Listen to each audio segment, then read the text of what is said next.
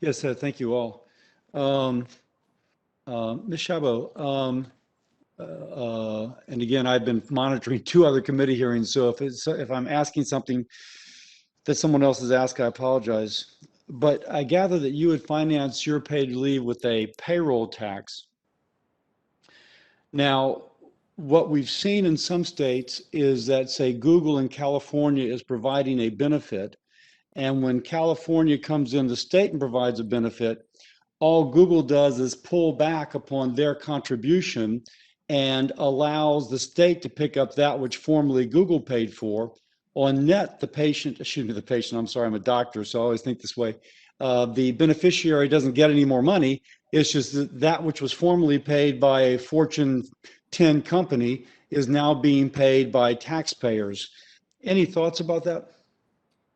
Yes, I'm so glad you asked the question, Senator Cassidy. I know this has been a concern for you. I think the evidence overwhelmingly shows that in states that have adopted paid leave programs, we haven't seen the benefits be reduced. In fact, Google, Facebook, the tech giants that have led on paid leave benefits haven't reduced their offerings. Well, Some of excuse me, but these, on net, it's just on net, does the beneficiary get the state plus what they were formerly getting from the business?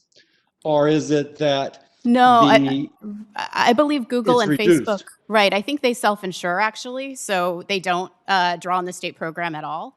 I was Now, struck that's by. not what I've been told by others in another committee hearing, that there is a reduction in the amount that the company puts up, subtracted by the amount that the employee would receive from the state program.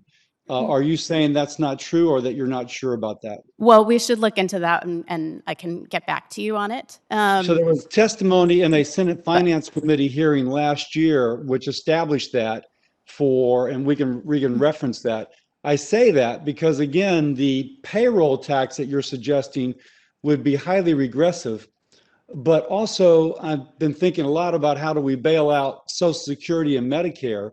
If you need to expand payroll tax to bail out those two programs, in a sense, you've cannibalized the capacity to do so by already raising it for a new mandatory benefit. What thoughts do you have about that? Well, it's true that the state programs are financed through payroll taxes. That is one model that's possible for Congress as well. There's other revenue sources that are on the table right now.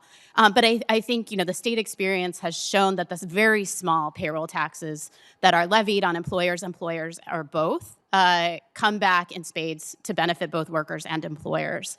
So let me And just ask though, because right now the payroll tax on the employee is for Medicare is like 7.25 and an equal amount upon the employer. I gather what you're suggesting though would be an increase of that amount. So it's been very hard to raise 7.25 to 8.5, for example, with a total, twice that if you include the employer's contribution. How much do you imagine we would have to increase payroll tax if payroll tax was the funding mechanism for a plan such as yours? I'm glad you asked that question. So the Social Security actuaries last year looked at the Gillibrand-Deloro bill and estimated that it would be a 0.62% payroll tax increase, so less than So that'd be 1%. 0.62 on the employee and then No, the total. 0.62% on the employer. Social Security actuary said it would be total 0.62%, which is very consistent with where the states are in terms of their payroll taxes. And that includes having the Social Security cap be the wage base. So The Social Security cap being what? I'm sorry. the wage base for that 0.62. So you could bring it down even further by using the Medicare cap instead of the Social Security cap. Now, and to my question of whether or not we're cannibalizing our ability to address the shortfall in the Medicare and Social Security funds, which are going bankrupt within 5 or 6 years or 10 years, depending on which fund you're talking about. And so this is a clear and present danger, if you will. Do you feel as if, I'm just asking, that the amount that we're putting up through this new mandatory benefit would not impede the ability to perhaps further raise payroll taxes to bail out these two programs? I don't think so, because we're going to be looking at people who have higher wages, higher workforce participation, more revenues coming into the Social Security Trust Fund and Medicare as a result of higher wages and more people working. So I think So in a sense, you're dynamically scoring this, imagining that there would be, despite raising taxes, there would be even more employment, even though typically when you raise taxes, you have less employment, seek increases in productivity to offset the increase in taxes. Well, yeah, and here we're replacing the income of people who are working and getting them back into the workforce. We're enabling jobs for people who might have to leave work otherwise.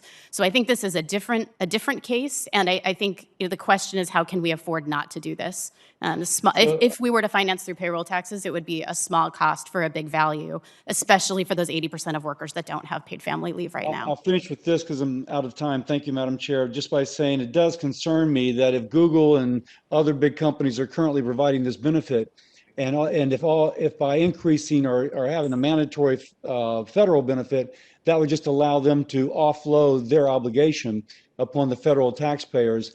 That is a subsidy of the less well off for those who are much better well off, not the least of which would be a huge company. So with that, I yield back. Thank you.